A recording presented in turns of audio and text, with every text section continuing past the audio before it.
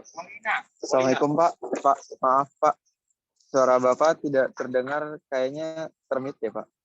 Oke, selamat sore. Maaf tadi belum saya unmute. Ya. Oke Pak. Yuk, Selamat sore Pak. yuk. Ini ya, tolong videonya kita buka sebentar. Ya.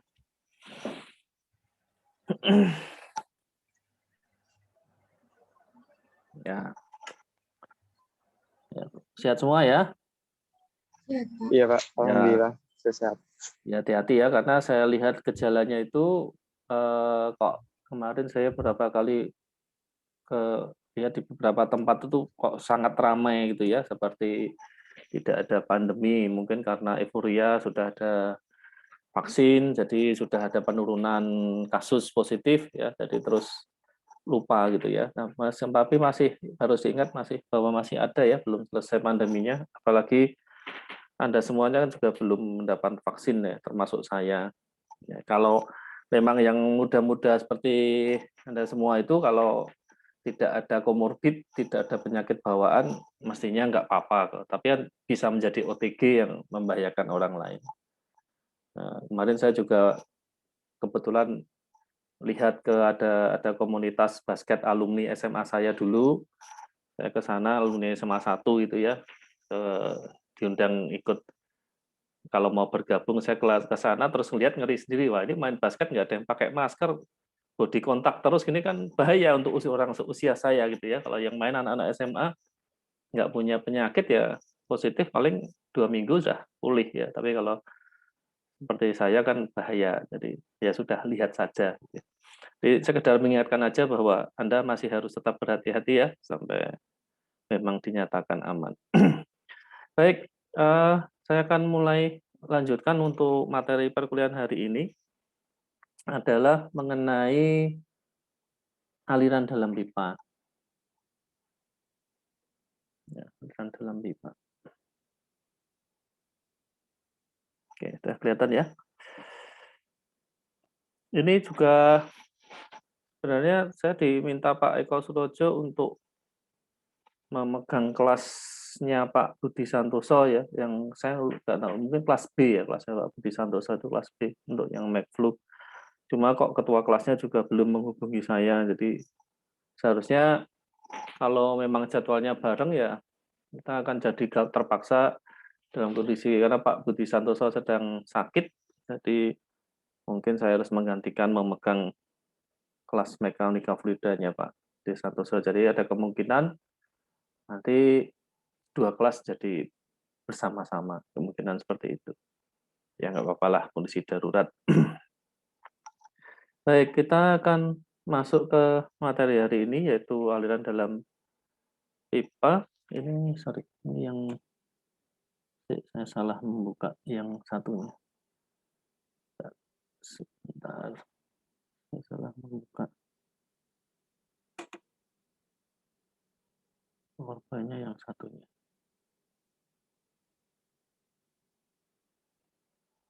Ya.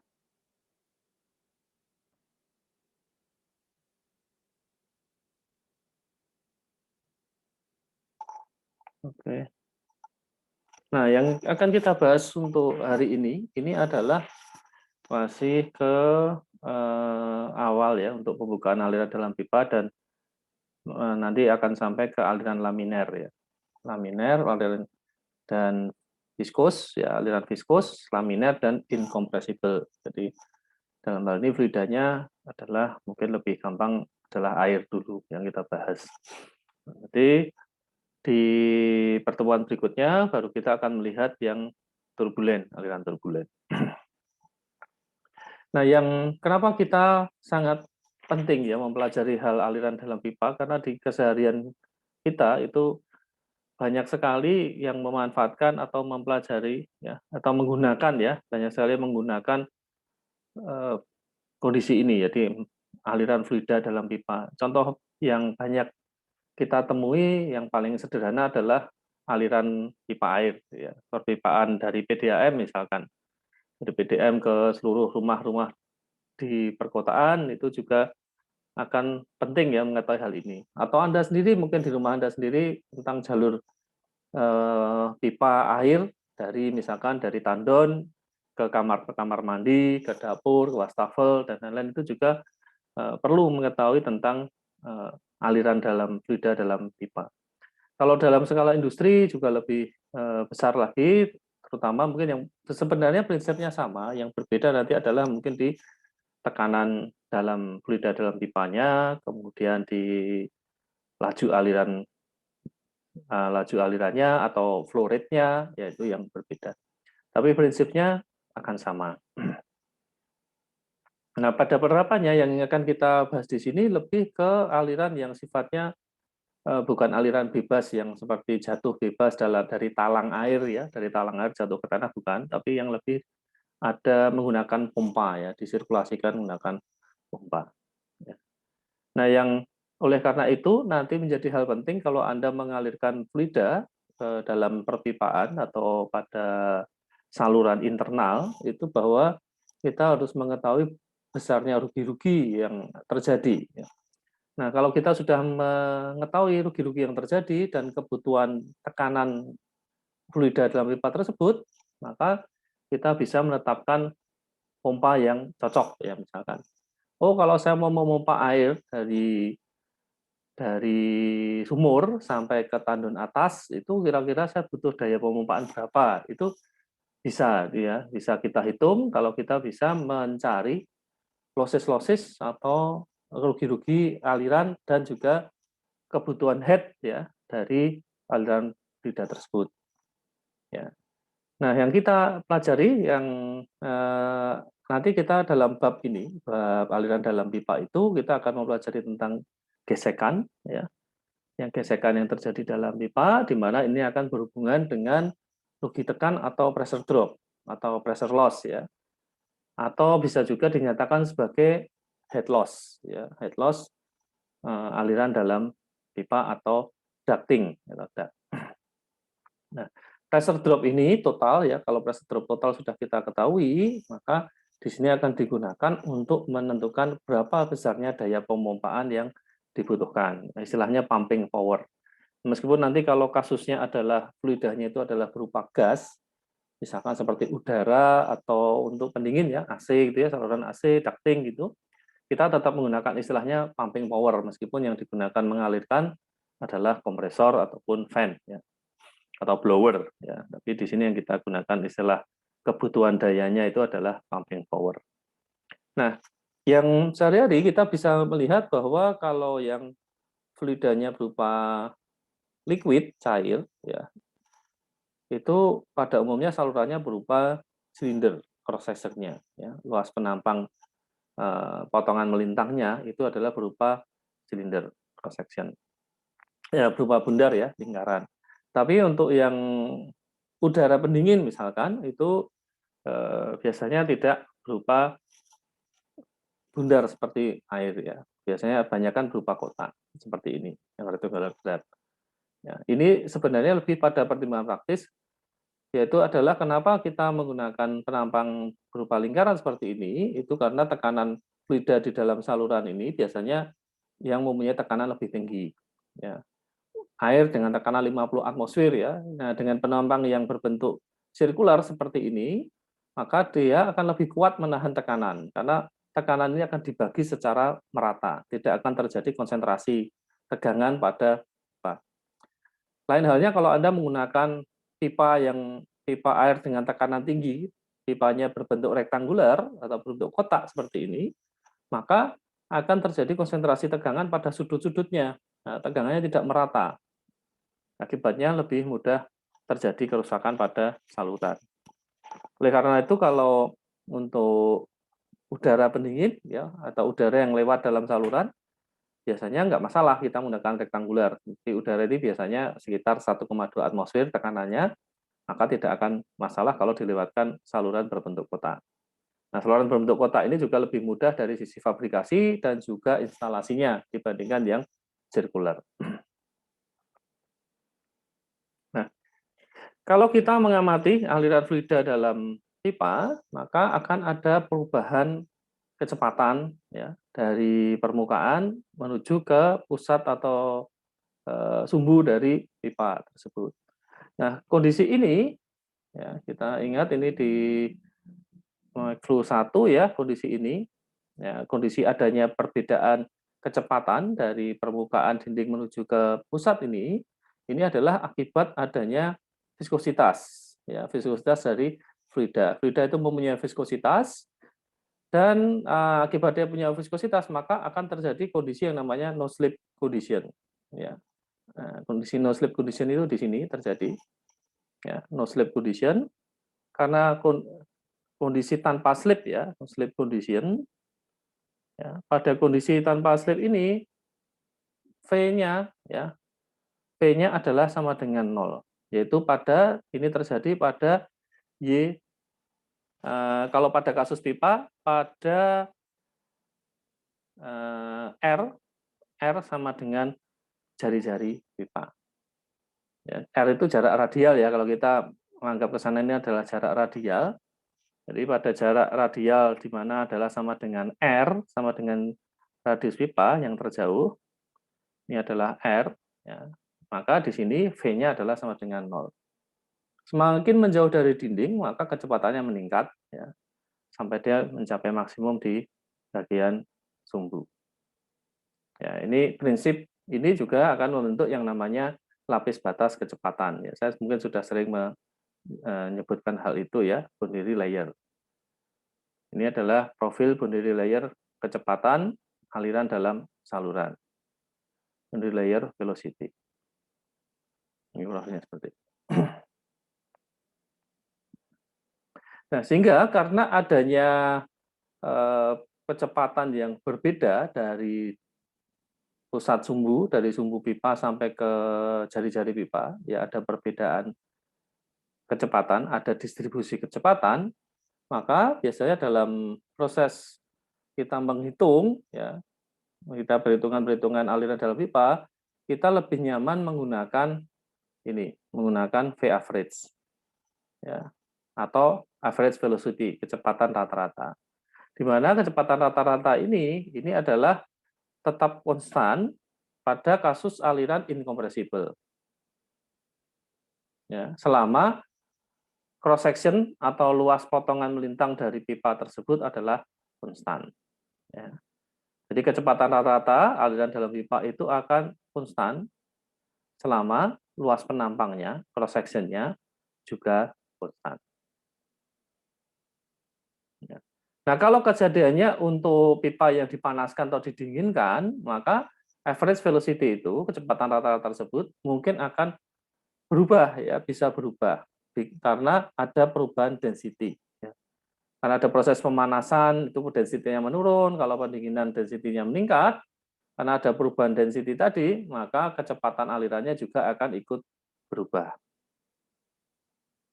Ya. Tetapi secara prakteknya, kita seringkali akan memperlakukan fluidanya itu adalah sebagai dengan viscosity konstan. Ya. Ya, kita menggunakan temperatur rata-rata, kecuali ininya ekstrim ya. Temperatur yang dipakai adalah temperatur rata-rata dalam pipa. Ya. Sehingga kita bisa memperlakukan kondisinya adalah kondisi dengan viscosity konstan. Atau nanti ujungnya adalah kecepatan rata-ratanya juga konstan. Nah, sekarang kita tinjau apa yang dinamakan aliran laminer dan aliran turbulen. Aliran laminer itu adalah kalau kita melihat misalkan pada contoh kasus uji coba yang dilakukan oleh Reynolds, ya, ini, di mana ada suatu aliran fluida dalam saluran, kemudian dimasukkan cairan pewarna, diinjeksikan zat warna pada aliran tersebut. Kalau setelah diinjeksikan, aliran pewarna ini, zat warna ini tetap membentuk suatu garis lurus. Ya, ini adalah artinya kondisi alirannya adalah laminer. Sedangkan kalau saat diinjeksikan, zat warna ini menjadi chaos atau kacau alirannya, zigzag. Ya, di sini zigzag, arahnya berubah-ubah, ya, naik turun, runtel gitu ya, mana-mana seperti ini. maka ini artinya bahwa aliran fluida di dalam saluran ini adalah turbulen. Ya. Dengan kata lain, kalau dalam aliran laminar itu, streamline ini kita sudah bahas di mekanika di fluida dasar ya. Streamline ini akan mengalir pada arah yang sama dan tidak saling berpotongan. Ini adalah aliran laminar. Dia mungkin mengarahnya tidak sama, tapi ini tidak pernah saling berpotongan. Ya, dia menuju ke sana, ya.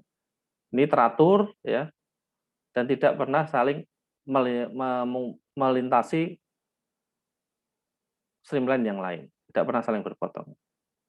Sedangkan pada aliran turbulen, ya, ini tidak seperti ini. Pada aliran turbulen, maka ini sang ke sana streamline-nya, ini yang ini bisa saja ke sana, meskipun nanti selalu belok lagi ke sana.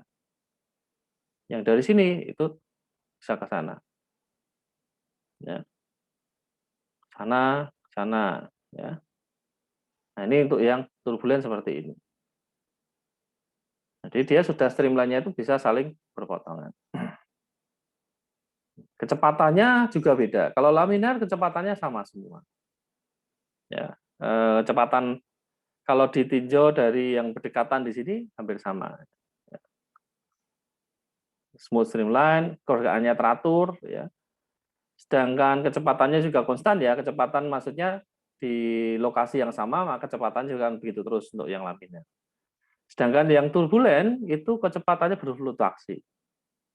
Jadi naik turun, kecepatannya naik turun. Kalau Anda mengukur misalkan di sini adalah berupa udara, ya, dalam saluran ini adalah udara dengan aliran udara yang turbulen, maka kalau Anda menggunakan anemometer, maka yang terbaca pada anemometer itu adalah tidak konstan, tapi naik turun. Ya. Kemudian kalau dilihat pergerakan partikelnya juga tidak teratur, sangat tidak teratur. Nah, perubahan dari aliran laminar ke turbulen itu tidak terjadi secara mendadak. Jadi dari laminar terus mendadak berubah itu jadi turbulen itu tidak. Tapi ada daerah yang namanya daerah transisi. Ya. Ini jadi ada dalam daerah tertentu itu akan aliran itu akan berfluktuasi antara laminar dan turbulen sampai kemudian dia sepenuhnya menjadi turbulen. Ya.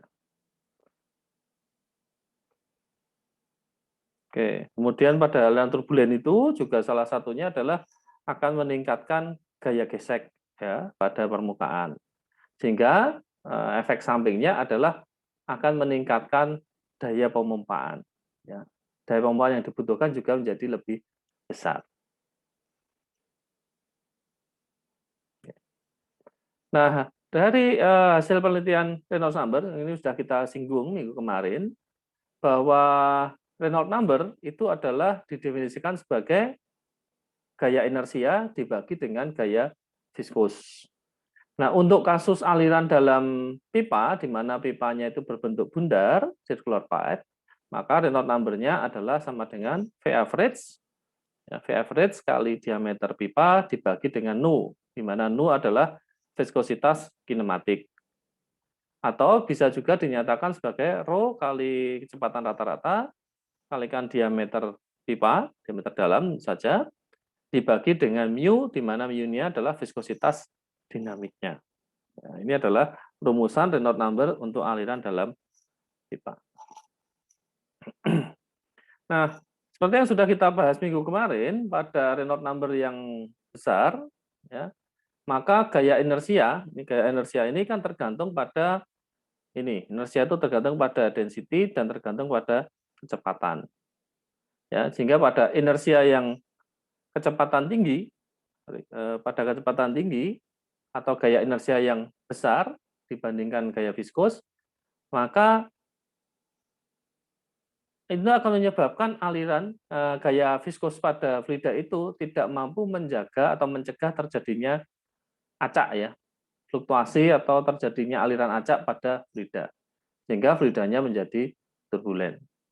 Jadi bisa dengan kata lain bahwa aliran turbulen itu akan terjadi pada kondisi angka Reynolds yang besar. Atau terjadi pada kondisi di mana gaya inersia ya, itu lebih besar atau jauh lebih besar dibandingkan gaya viskus pada fluida. Itu akan menyebabkan itu alirannya adalah aliran turbulen. Sedangkan pada angka Reynolds kecil ya, atau angka Reynolds sedang, maka yang lebih berperan adalah gaya viskus. Ya, sehingga dia karena gaya viskus lebih besar mampu menekan fluktuasi pada aliran fluida. Sehingga tetap menjaga aliran berada pada jalurnya. Nah, ini adalah kondisi di mana aliran tersebut adalah aliran laminer. Nah, kemudian ada lagi yang istilah yang namanya adalah critical Reynolds number atau angka Reynolds kritis. Angka Reynolds kritis itu adalah angka Reynolds di mana aliran berubah menjadi turbulen. Ya, mungkin belum sepenuhnya, jadi dia mulai masuk transisi ya, dia masuk transisi. Nah, angka Reynolds di mana dia masuk transisi itu adalah disebut sebagai critical Reynolds number. Ya. Nah, nanti critical Reynolds number ini akan berbeda untuk kondisi aliran yang berbeda juga untuk geometri yang atau bentuk yang berbeda. Nah, untuk aliran dalam pipa, pada umumnya bisa diperoleh atau diterima bahwa angka Reynolds kritis itu adalah pada 2300. Ya, 2300 adalah angka Reynolds kritis. Nah, ini bisa kelompokkan di sini ya, bahwa kalau Reynolds number-nya ini, angka Reynolds-nya kurang sama dengan 2300, maka kategori alirannya masih laminer. Tetapi apabila angka Reynolds-nya itu lebih besar dari 2300 dan kurang dari 4000 atau di antara 2300 dan 4000, maka dia masih masuk daerah transisi. Kemudian untuk angka Reynolds yang lebih besar dari 4000, ini adalah masuk daerah turbulen. Ya. Ini adalah patokan-patokan untuk memprediksi Reynolds number suatu aliran ya. Jadi kalau ada bukan Reynolds number, tapi kondisi aliran tersebut laminer atau turbulen atau transisi. Ya, kalau Anda hitung, ini angka Reynolds dari alirannya itu masih sangat rendah, kurang dari 2000 atau 2300, maka dia masuk laminer. Di antara 2300 sampai 4000 transisi dan lebih dari 4000 adalah turbulen. Ya, meskipun kalau dalam keseharian kita sehari-hari pada umumnya hampir semua aliran itu adalah turbulen ya, hampir semua aliran dalam saluran itu adalah turbulen. Ya. Ini yang kita bahas yang belum saya sampaikan tadi, batasannya adalah yang kita bahas ini di mana fluidanya itu mengalir memenuhi saluran ya. Jadi dalam pipa itu, dalam satu pipa ini semuanya penuh terisi fluida. Ya. Jadi kalau skop di mana misalkan kita tidak membahas skop di mana misalkan ini adalah salurannya, ya. Kemudian fluidanya hanya terisi separuhnya ini. Ya, ini fluidanya hanya terisi separuhnya ini. Ini belum kita bahas. Nanti kalau seperti ini, nanti masuknya adalah open channel. Ya, karena ada perbedaan. Ya. Yang kita bahas di sini adalah seluruh fluida itu memenuhi seluruh permukaan atau seluruh volume dari saluran. Yang kita bahas itu. Ya, itu internal flow. Nah, kadang-kadang kalau kita tadi pakai persamaan Reynolds-nya kan, Reynolds number-nya adalah Rho kali V kali D per mu. Nah, bagaimana Reynolds number untuk yang cross section-nya itu tidak bundar? Maka kita bisa menggunakan diameter ini kita ganti menjadi diameter hidrolik. Nah, ini adalah untuk non-circular pipes atau saluran yang penampangnya tidak bundar. Ya, maka Reynolds number dihitung berdasarkan hidrolik diameter. Hidrolik diameter ini definisinya adalah 4 kali luas penampang, ya, luas penampang saluran, 4 kali luas penampang saluran dibagi wetted perimeter atau perimeter basah. Ya. P ini adalah perimeter yang kontak dengan fluida. Jadi kalau misalkan salurannya berupa sirkular, maka P-nya ini adalah berupa keliling lingkaran, ya, PD. Nah, kalau alirannya salurannya berupa bujur sangkar, prosesnya ya, potongan melintangnya bujur sangkar, maka nilai P-nya adalah sama dengan 4 kali A. Ya, sehingga persamaan diameter hidrolik kalau kita menggunakan aliran bentuk saluran berbentuk bujur sangkar, DH-nya adalah 4A kuadrat dibagi 4A sama dengan A. Nah, A ini yang kita pakai untuk menghitung ini Reynolds number aliran yang melewati saluran. Untuk rectangular duct, ya, persegi panjang, penampang persegi panjang, maka ini adalah perimeter P-nya, bed perimeternya adalah 2 kali A plus B. Ya, luasannya adalah 4 kali A kali B. Ya, 4 kali A kali B. Karena ini 4 kali A yang AC kan ya, A kali B kan, ya 4 kali A kali B. Sehingga kita peroleh kalau rektangular, DH-nya adalah 2AB per A plus B. Seperti ini. Nah, ini yang harus diingat-ingat kalau Anda menghitung Reynolds number dengan penampang yang non-sirkular. Ya, Anda menggunakan diameter hidrolik atau hidrolik diameter. Nah, pada slide berikut, Anda bisa melihat seolah-olah ini adalah fluida yang mengalir dari sebuah reservoir. Ada reservoir, tangki besar, ya, atau misalkan dari kolam gitu ya. Kemudian ada dia fluidanya mengalir melalui pipa. Nah, yang ditunjukkan di sini ini adalah bagaimana profil kecepatan itu akan berubah-ubah. Ya, dia tidak sama sampai jarak tertentu fluida tersebut mengalir melewati pipa. Di sebelah kiri, pada saat dia mulai masuk ke pipa, ya, pada saat mulai masuk ke pipa, ini kecepatannya masih seragam. Ya, Anda bisa melihat vektor kecepatannya ini sama semua, dianggap sama semua.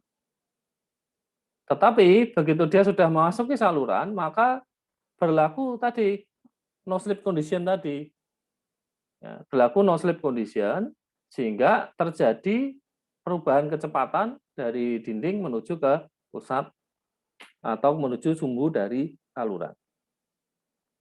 Nah, ke arah X ini akan berubah terus. Distribusi kecepatan ini, profil kecepatan ini akan berubah. Ya, semakin ke sana semakin berubah, di sini menjadi semakin hiperbola, ya, sampai titik tertentu, maka dia tidak akan berubah lagi.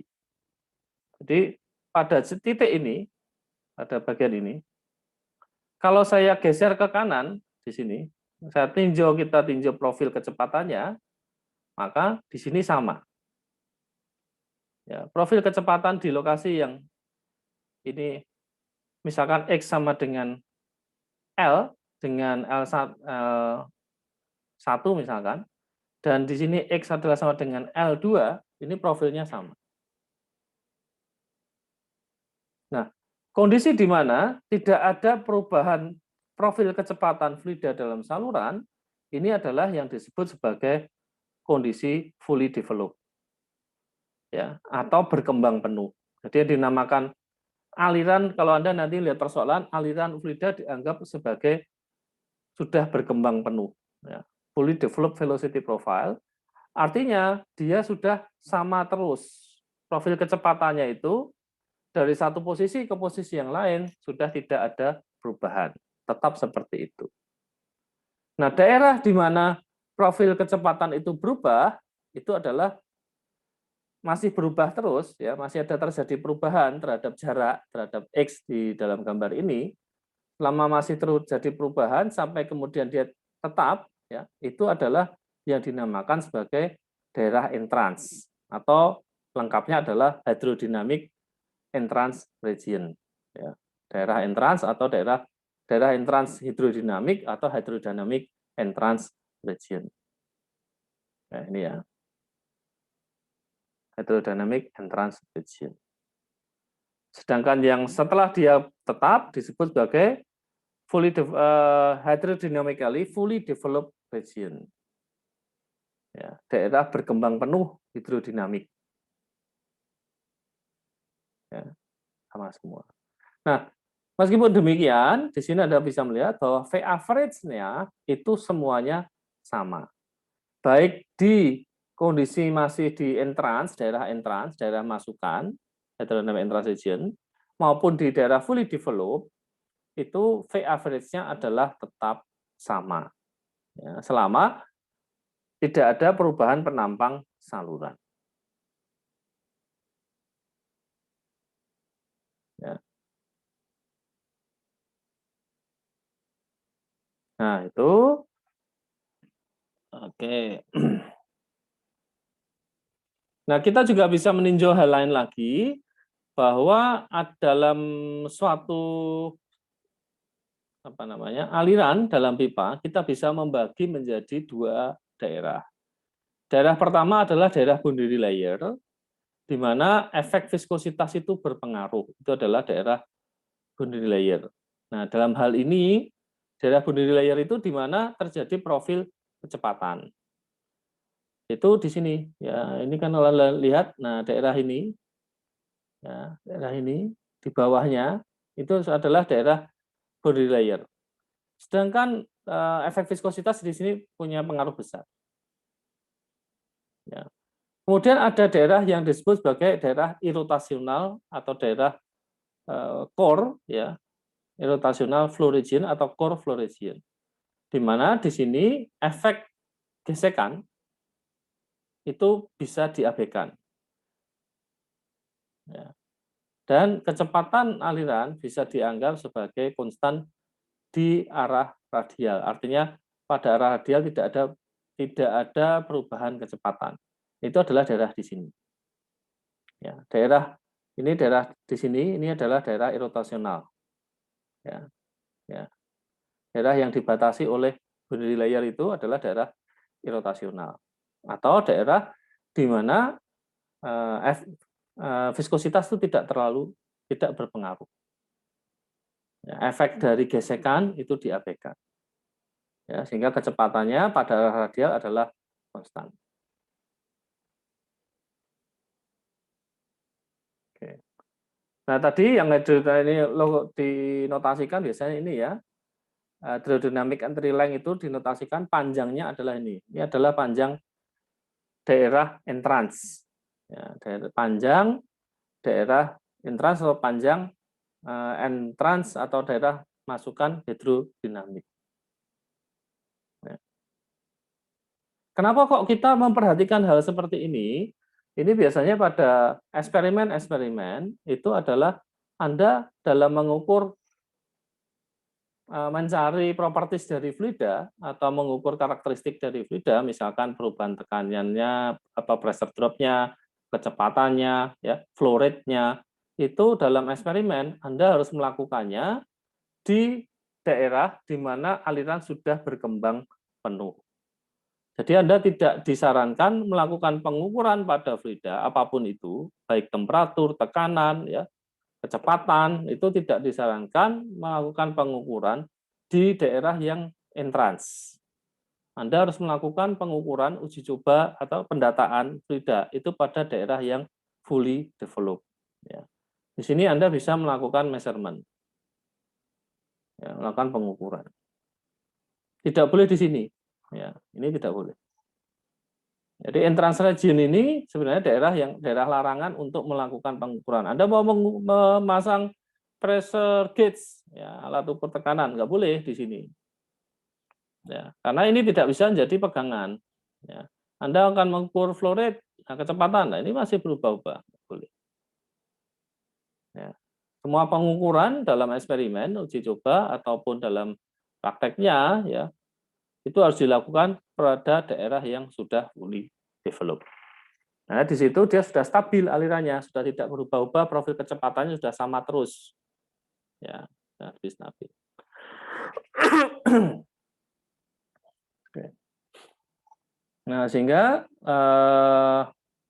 daerah yang hydrodynamically fully developed kita bisa dalam fungsi persamaan. Di sini adalah menyatakan sebenarnya bahwa dalam persamaan ini menyatakan bahwa tidak ada perubahan kecepatan ya pada arah X. Profil kecepatan ya, ini kan kecepatan U ini pada fungsi R dan fungsi X. Kalau ini sudah tidak pada jarak X ini sudah tidak ada perubahan, artinya misalkan di sini saya membagi beberapa ini kecepatan di sini ya, di sini, di sini.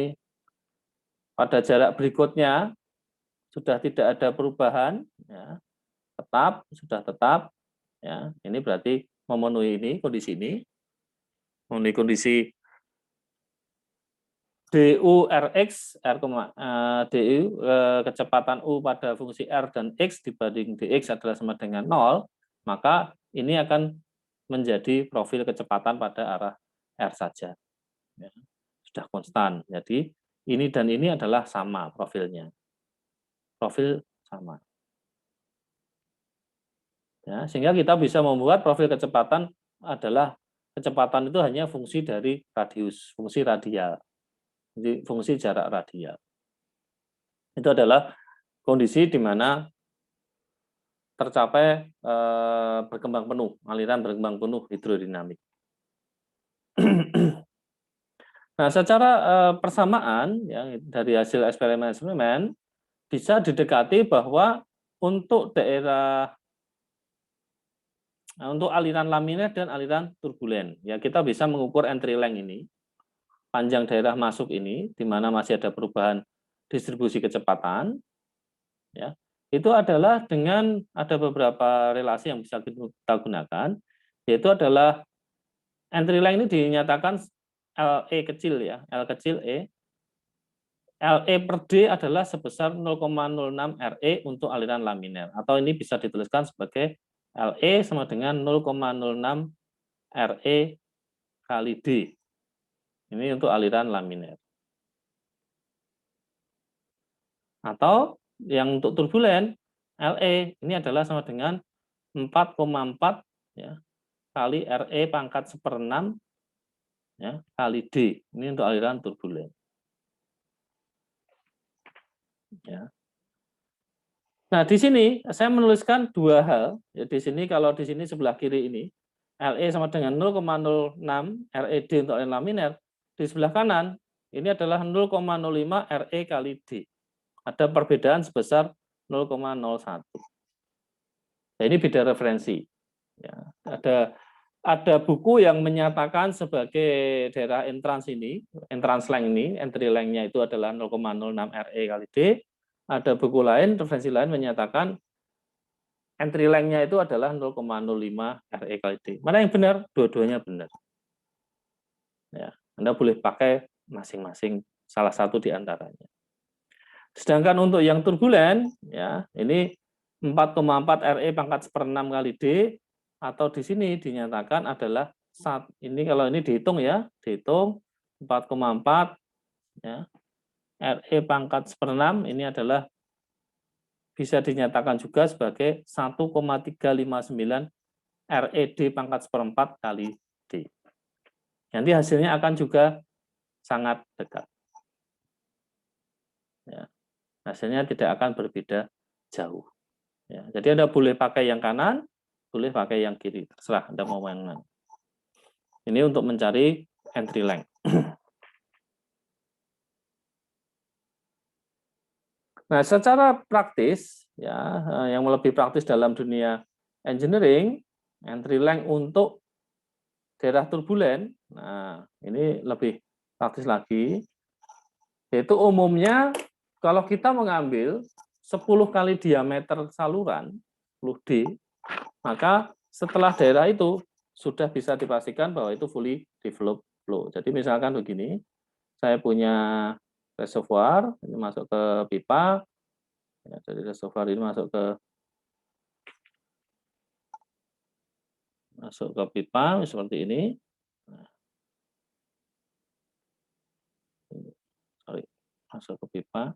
Nah, kalau pipa ini punya diameter sama dengan D, ya, maka daerah sepanjang 10D ini adalah entry length-nya.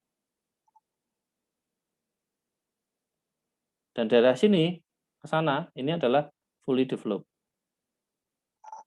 Fully developed. Ya.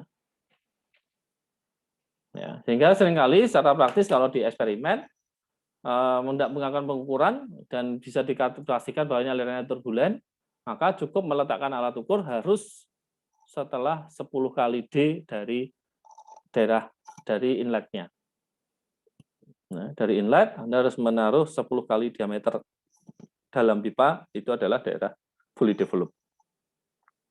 Jadi nggak boleh di sebelumnya. Nah itu, ini sederhana ya, ini hal ini simple sederhana. Cuma kalau Anda nanti dalam eksperimen-eksperimen ini adalah yang harus dipegang. Ya. Jadi jangan sampai salah. Anda punya tadi reservoir, ya, Anda pasang di sini, ini reservoir. Kemudian ini adalah daerah yang akan Anda uji. Nah, Anda pasang alat ukur di sini, ya. Ya, ini salah. Anda harus pasang alat ukurnya di jarak 10D. Setelah jarak 10D, tadi daerah ini. Ya, daerah ini. Nah, dengan catatan ini adalah turbulent flow. Ya. Tuh. Oke.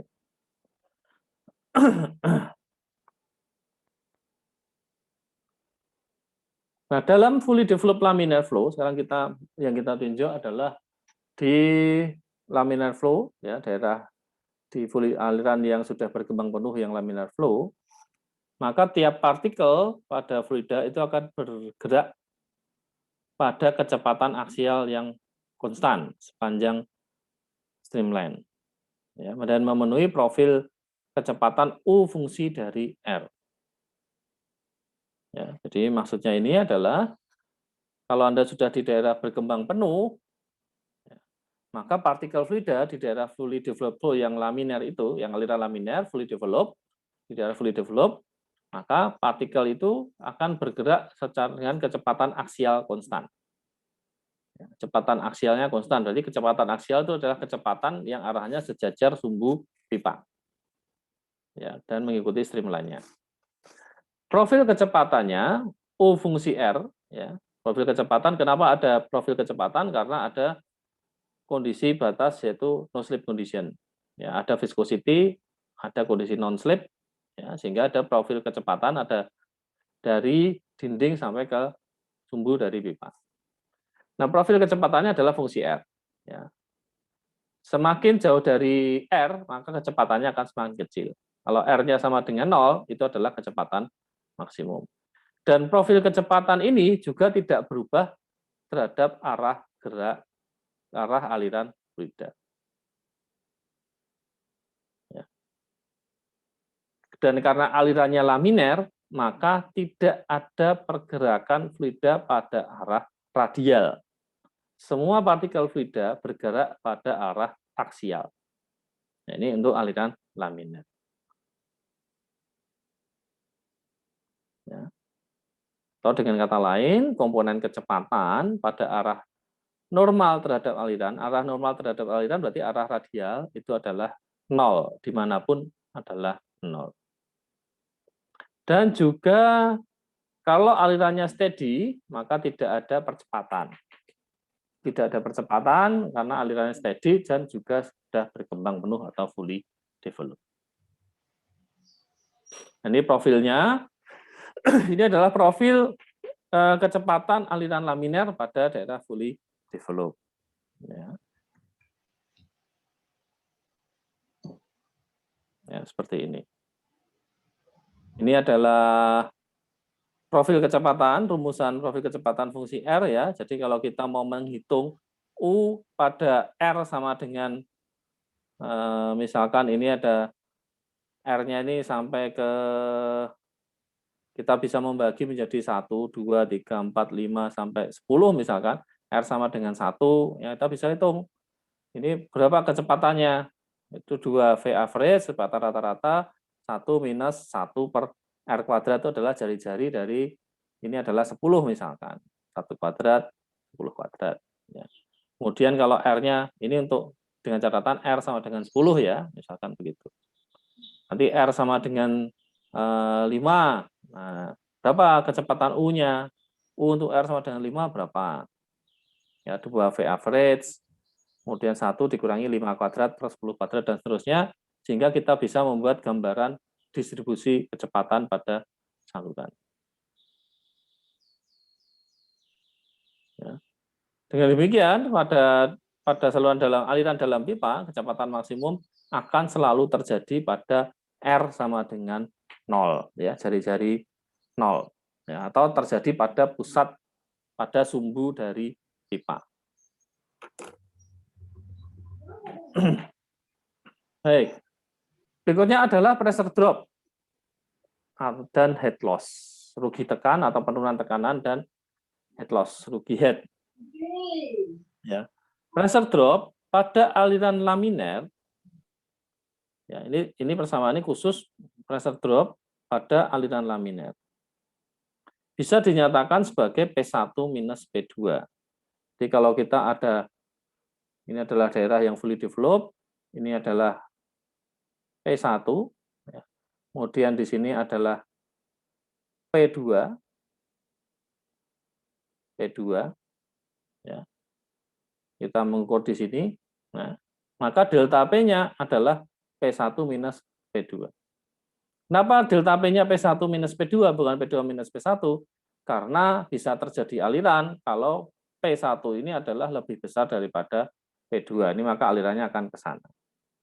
Kalau alirannya sebaliknya, ya berarti P2 akan lebih besar daripada P1. Kalau kondisi ini adalah di mana P1 alirannya tekanannya lebih besar dibandingkan di P2, sehingga alirannya dari P1 menuju P2. Nah, kita bisa mendapatkan persamaan bahwa penurunan tekanannya, pressure drop-nya, itu adalah berupa 8 kali mu kali L, di mana L ini adalah panjang pipa atau jarak antara P1 dan P2, ini L, kali kecepatan rata-rata dibagi R kuadrat.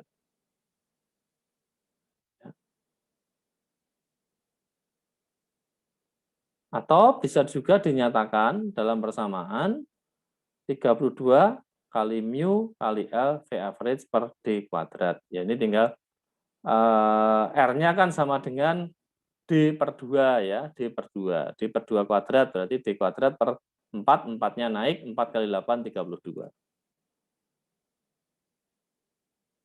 Ya. Adalah persamaan umumnya seperti ini.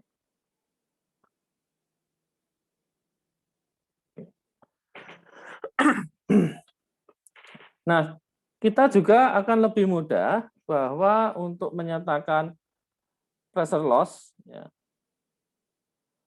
untuk semua tipe. Nah, ini yang lebih umum ya. Ini tadi ingat bahwa ini hanya berlaku persamaan yang ditulis di sini. Ini hanya berlaku untuk ini, laminar flow. Nah, kalau alirannya tidak laminar, ya, tapi dia ini untuk fully developed internal flow, bisa berlaku untuk laminar atau turbulen, untuk aliran untuk pipanya mau sirkular mau non sirkular, ya, smooth, halus atau kasar, kita bisa menggunakan persamaan ini, persamaan yang lebih umum, yaitu delta P L, ini adalah pressure drop-nya atau pressure loss-nya, sama dengan F kali L per D kali rho V average kuadrat per 2. Nah, kita ada notasi baru F. F ini adalah yang disebut sebagai Darcy friction factor. Ya. F itu berarti faktor gesek. Darcy.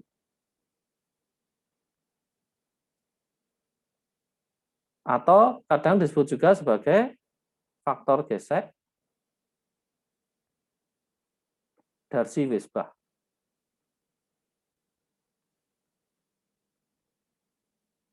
Ya. Bukan, jangan menyebutnya sebagai koefisien gesek ya, itu beda. Ini adalah faktor gesek. Ini bukan koefisien gesek, tapi faktor gesek. Di F itu adalah faktor gesek Darcy, atau Anda boleh menyebutnya faktor gesek Darcy-Brisbach. Di mana F ini memenuhi adalah bisa dicari dari persamaan ini. F adalah sama dengan 8 tau W. Tau W ini adalah tegangan geser pada dinding, tau pada wall, dibagi rho V kuadrat average, rho V average kuadrat, atau kecepatan rata-rata kuadrat. Nah, ini persamanya F itu adalah ini, 8 kali tegangan geser pada dinding dibagi rho kali V kuadrat, V average kuadrat.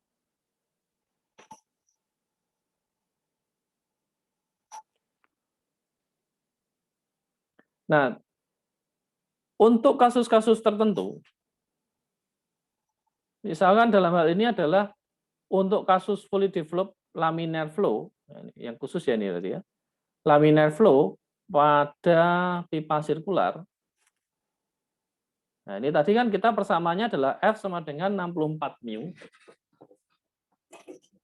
F tadi adalah sama dengan 64 mu per rho D average ya. Ini yang di sini tadi berlaku untuk pressure loss. Nah, ini.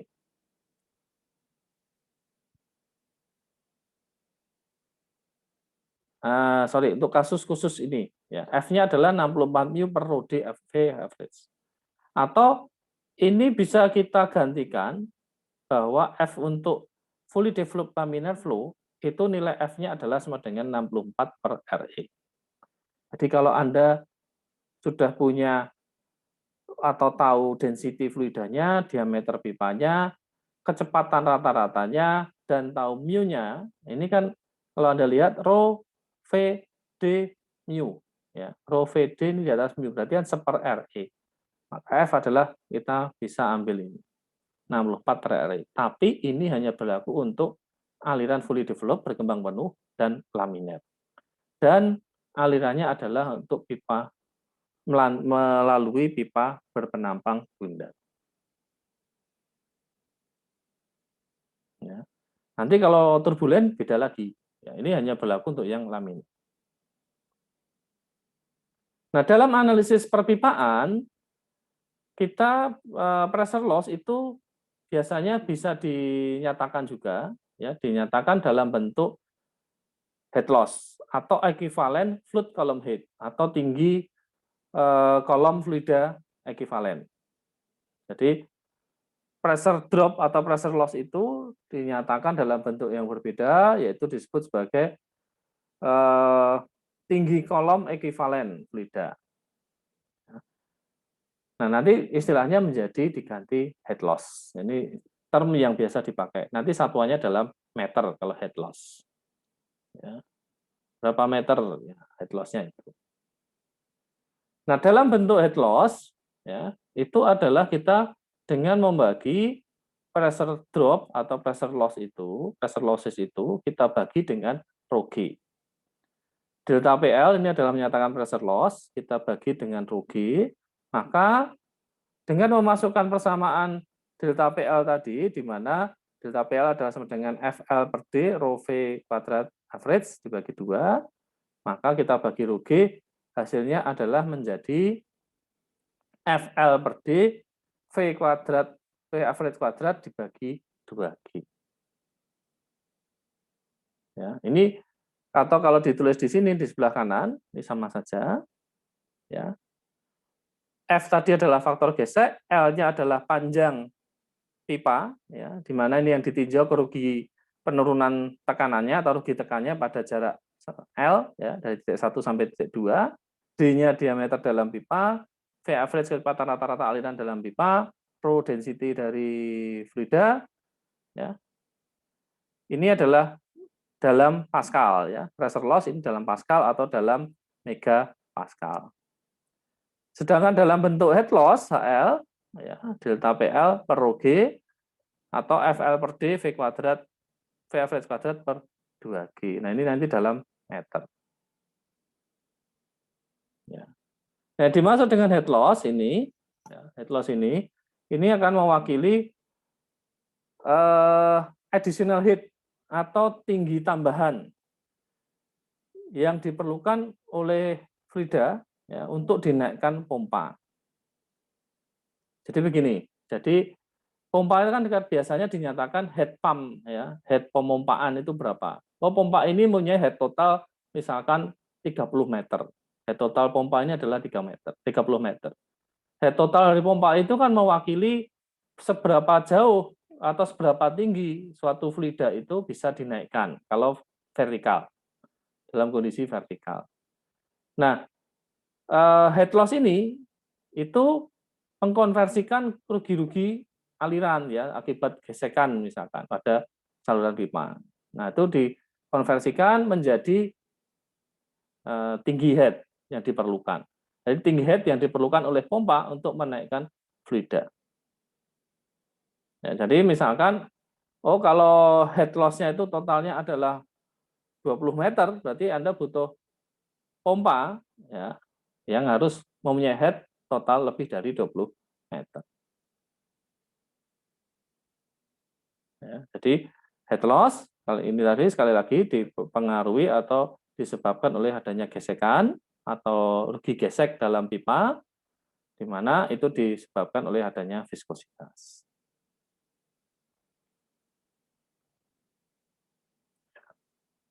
Nah, setelah kita mendapatkan pressure loss-nya atau head loss-nya, maka kita bisa menghitung ini, pumping power yang dibutuhkan, daya pemompaan yang dibutuhkan, daya pemompaan yang diperlukan. Ya, yang diperlukan untuk mengatasi pressure loss. Di mana daya pemompaan ini disimbolkan notasikan W dot ya, W dot pump L. Ini adalah sama dengan V dot delta L. V dot ini adalah volume ya, volume rate, volume flow rate. Volume flow rate atau dalam meter kubik per detik ya, kali delta PL. Atau bisa dituliskan sebagai V dot kali rho GHL. Ya, atau sama dengan M dot GHL. Ya. Ini HL-nya head loss tadi. Ya. Kemudian untuk menghitung kecepatan rata-rata ya, untuk aliran laminer pada pipa horizontal, ya, pipa horizontal, ya, pipanya dalam posisi horizontal, kecepatan rata-ratanya adalah P1 min P2 kali R kuadrat per 8 μL. Atau P1 min P2 D kuadrat per 32 μL. Atau bisa dituliskan lebih ringkas, delta P, ya, pressure loss-nya, kali D kuadrat per 32 μL. Ini untuk V average, V rata-rata. Kemudian volume flow rate-nya untuk laminar flow melalui pipa horizontal diameter D dan panjang L, ini adalah menjadi V average kali AC. Ya, AC adalah luas penampang pipa. Ya, jadi di sini bisa dilihat delta P pi D pangkat 4 per 128 μL. Nah, persamaan yang paling bawah ini dikenal sebagai hukum Poiseuille. Sehingga, dan ini aliran laminer dalam pipa horizontal ini, ya, aliran laminer ini disebut juga sebagai Hagen-Poiseuille, aliran Hagen-Poiseuille. Oke, sekarang jam ya sudah 1 jam ya. Oke, saya rasa cukup ini dulu. Oke, nanti saya kirim untuk ininya, PowerPoint-nya untuk dipelajari. Nanti minggu depan, ini untuk yang ini tinggal nanti aliran pada pipa miring ya, tapi sama saja. Untuk aliran laminar. Nanti yang lebih perlu perhatian adalah kalau untuk yang aliran fluidanya turbulen. Baik, ada yang ditanyakan?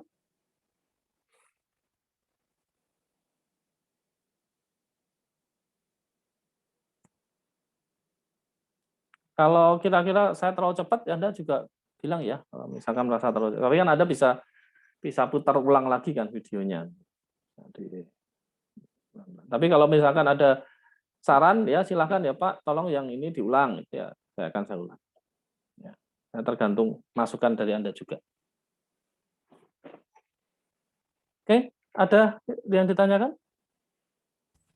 Ada? Mohon maaf Pak. Ya. Yuki NIM 041998. Ya, silakan. Untuk record Zoom-nya bisa dikirimkan di Google Classroom nggak ya Pak? Soalnya Bisa. Ini saya terkendala sinyal. Ya. Sering keluar. Ya. Jadi semua video yang per kelas itu akan saya unggah, kecuali kalau saya kadang lupa. Karena kan kalau sudah selesai ini harus ada convert dulu ya, proses convert dulu. Itu kadang-kadang butuh waktu agak lama sehingga terus saya lupa mengupload di Google Classroom. Jadi kalau misalkan ada pertemuan yang videonya belum saya unggah di Google Classroom, Anda ingatkan saya. Ya. Bisa lewat WA Group juga boleh. Pak, tolong yang video tanggal ini, pertemuan tanggal ini belum diunggah. Nanti saya unggah. Ya. Oke, ini bukunya tetap ya. Anda kalau mau baca yang saya jelaskan ini saya ambil dari bukunya Cengel Cimbala ya, yang bukunya Cengel Cimbala. Jadi Anda bisa baca di situ untuk detailnya. Baik, saya rasa cukup ya untuk sore ini. Ya, tidak ada tambahan tugas. Jangan lupa presensi di OCW ya. Oke. Terima kasih atas kehadiran semuanya. Ya, kita ketemu lagi minggu depan. Jaga kesehatan ya. Ya. Izin bertanya, Pak. Oh, boleh. Silakan. Masih ada yang tanya. Monggo. Untuk presensi yang kelas Pak Budi Santoso gimana ya, Pak? Oh, ini sudah gabung? Ya, Pak. Sudah semua, gabung semua. Oh, 54. Oke, sudah gabung semua. Saya sudah tanya ke Pak Eko Surojo. Masalahnya kan kalau presensi OCW itu kan harus punya yang hanya diakses oleh yang pengampu. Jadi saya nggak bisa membuat presensi OCW untuk kelasnya Pak Budisan baik secara online maupun mobile presensi ya. Kata Pak Eko, sementara tanpa presensi dulu, ya, katanya begitu. Tapi mungkin akan saya bukakan Google Classroom terpisah dari kelas C, kelas saya ini, akan saya bukakan kelas Google Classroom terpisah. Nanti di situ kalau Anda mengerjakan untuk ada tugas-tugas, ada kuis atau apa, nanti masuk di situ, agar tidak tercampur gitu ya. Anda pertemuan yang kelasnya Pak Budisan, pertemuan terakhir kapan ya? 2 minggu yang lalu, Pak. 2 minggu yang lalu apa? Terakhir apa? Yang dibahas sampai apa? Lupa. Sampai Buckingham P Theorem, Pak. Buckingham P Theorem ya. Nah, sudah sampai di situ ya. Oke. Berarti kan sama lah, hampir sama. Saya juga minggu kemarin masih Buckingham juga. Berarti pas lah. Nanti tapi akan saya video-video yang untuk kelasnya Pak Budisan ini nanti akan saya masukkan di Google Classroom ya. Itu nanti video perkuliahan yang sudah saya sampaikan sebelumnya untuk kelas C juga akan saya unggah di situ. Ya, nanti Anda bisa mungkin biar kita menyamakan persepsi dulu ya. Ada kemungkinan sampai akhir semester kan mungkin ya moga-moga nggak sampai akhir semester bisa Pak Budisan sudah bisa mengajar, tapi ini jaga-jaga saja. Ya. Jadi nanti akan saya bukakan khusus dan nanti mungkin linknya akan saya sampaikan lewat kelas C nggak apa-apa ya, linknya Google Classroom ya. Dan nanti saya unggah linknya saya unggah di WA grupnya yang kelas C. Ya, sementara itu dulu ya. Nanti saya bicarakan lagi dengan Pak Eko Surojo karena saya belum masalah mekanisme presensi untuk kelas B itu saya belum fix dengan Pak Eko Surojo. Ya mungkin nanti bisa dialihkan di si akadnya mungkin dipindahkan ke saya. Moga-moga bisa begitu. Ya. Ada lagi yang ditanyakan? Belum ada? Belum ada, Pak. Oke. Baik. Itu ya untuk hari ini. Terima kasih atas kehadirannya. Kita minggu depan, nanti saya nggak usah ngunggah link perkuliahan lagi ya, karena kan tetap sama tiap minggu, nanti Anda setiap jam 3:30 bisa langsung join. Ya. Baik, selamat sore. Tetap jaga kesehatan ya. Terima kasih atas kehadiran semuanya. Terima kasih, Pak. Terima kasih, Pak. Terima kasih, Pak. Terima kasih, Pak. Terima kasih, Pak. Yuk.